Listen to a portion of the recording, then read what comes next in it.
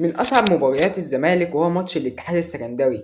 فريق قوي جدا فنيا وتكتيكيا وأيضا كسكواد للفريق، فريق عنده سكواد كويس جدا. علشان كده لازم نكون عارفين بشكل قوي جدا ايه هي مزايا فريق الاتحاد السكندري. عشان كده جايين النهارده نحلل فريق الاتحاد السكندري ونشوف ايه هي مزايا الفريق. ولكن قبل ما ندخل في الفيديو ما تنساش تصلي على النبي عليه افضل الصلاه والسلام ولايك والاشتراك في القناه. يلا بينا. فريق الاتحاد السكندري فريق قوي جدا تكتيكيا وفنيا، فنيا وتكتيكيا، لان اللي بيدربهم كابتن تامر مصطفى، مدرب قوي جدا، مدرب عارف هو بيتعامل ازاي في المباريات الكبيره وفي الدوري المصري.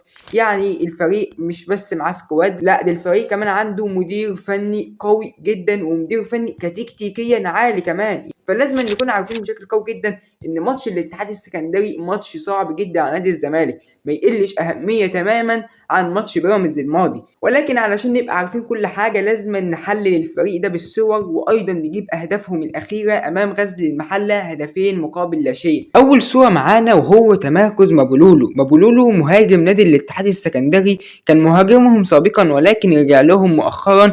مهاجم قوي جدا، مهاجم يمتلك سرعات قويه جدا وبيمتلك ايضا قوه بدنيه وقوه في الانهاء. ولا شك يعني يا صديقي العزيز لو انت متابع كويس هتكون عارف ان مابولولو من اخطر لاعبي الاتحاد حاليا وقبل كده كمان لما كان موجود. فلازم نكون عارفين ازاي بيتم الاعتماد على مابولولو، ولازم كمان نوقف الاعتماد ده ونوقف الخطوره دي. مابولولو انت ممكن تعتمد عليه على الاطراف، فلازم نكون واعيين بشكل قوي اللي احنا ما نطيرش الاجنحه بتاعتنا سواء الدفاعيه او الهجوميه قوي. يعني ممكن الهجوميه تروح قدام ولكن لازم ترجع بسرعه كمان تساعد في الدفاع. مابولولو لاعب بيتمركز بشكل قوي جدا سواء في الاجنحه او في حته الاستلام. 0-0 امام فريق بتروجيت، فريق من اقوى الفرق ايضا في البطوله. يعني هنا مابولولو قدر ان هو يشوف المساحه الفاضيه ويجري فيها وياخد الكوره ويعرف يوصل بالاتحاد السكندري. ولكن لو انت متخيل بس ان مابولولو هيتحرك في المساحات الكبيره، اقدر اقول لك لا، مابولولو متميز ايضا في الكرات الرأسيه والكرات العاليه. مابولولو انا عاوز اقول لك هو مهاجم متكامل. فلازم كمان نأمن بشكل قوي جدا على عرضيات كريم الديب اللي بيرفع عرضيات كويسة جدا، ولازم نأمن ايضا بشكل قوي جدا على مابولولو اللي بيقدر يستخدم هذه العرضيات كجوان كأهداف. انا مثلا في اللقطة اللي امامك دي امام برضك فريق بتروجيت، شوف هنا ازاي اللاعب ايضا قدر ان هو يفضي نفسه ومستني اي كرة عرضية. يعني مهاجم ما ينفعش يتساب لوحده ابدا.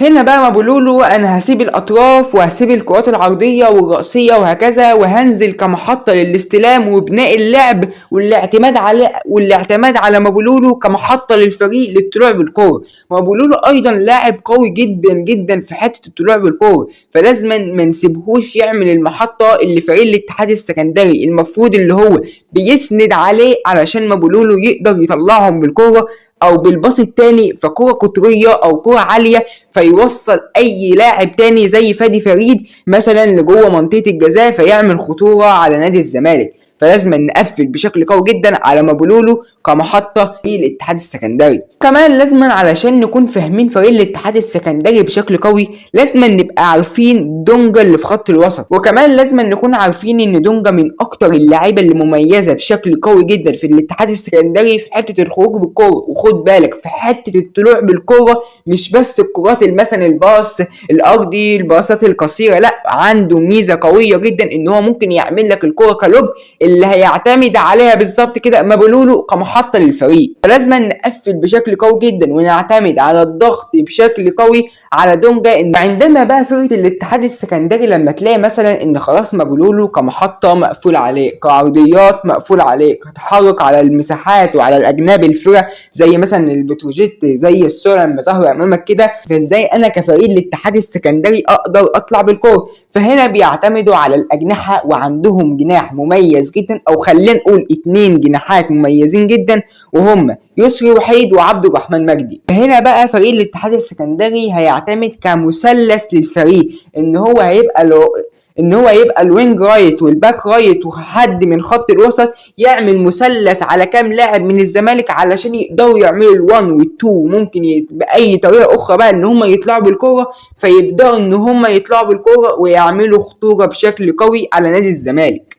فلازما اهو نضغط على فريق الاتحاد السكندري، لازم ما نسمح لهمش ان هم يطلعوا بالكوره، لازم ما نسمح لهمش ان مابولولو يستلم الكوره ويعمل كمحطه، وما نسمحش كمان لكريم الديب ان هو يرفع عرضيات كتيره، ولا نشوف مابولولو بيروح في المساحات، ولا نشوف مابولولو حتى بيروح على الاطراف. لازم نقدر ان احنا لو مابولولو لعب كاساسي او حتى كبديل لازم نقفل على مابولولو بشكل قوي جدا. كابتن تامر مصطفى من المدربين اللي عندهم فنيات عاليه وتكتيكات عاليه داخل ارضيه الملعب، وهعيدها لك تاني ان فريق الاتحاد السكندري عنده سكواد قوي جدا.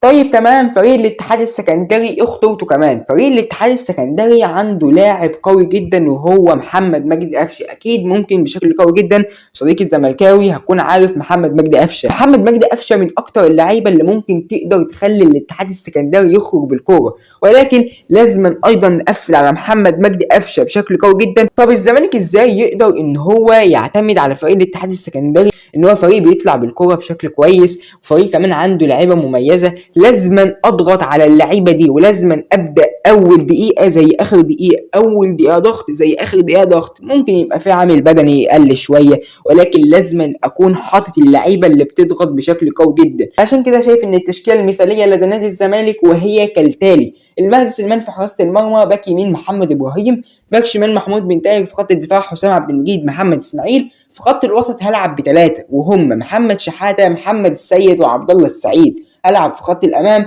بعضي الدباخ وخوان بزيرة وناصر منسي. دي انا شايف انها التشكيله المثاليه لدى نادي الزمالك. ولكن خلينا نشوف اخر هدفين لفريق الاتحاد السكندري امام غزل المحل. شوف هنا في الهدف الاول ازاي الاتحاد السكندري عمل اللي انا قلت لك عليه كمحطه للفريق، ولكن هنا على ما اعتقد مش مابولولو ولكن اي لاعب اخر ممكن يعمل كمحطه لفريق الاتحاد السكندري لتسجيل الاهداف. شوف هنا ازاي اللاعب قدر ان هو يسجل الهدف، يعني عندهم لعيبه بامكانيات عاليه.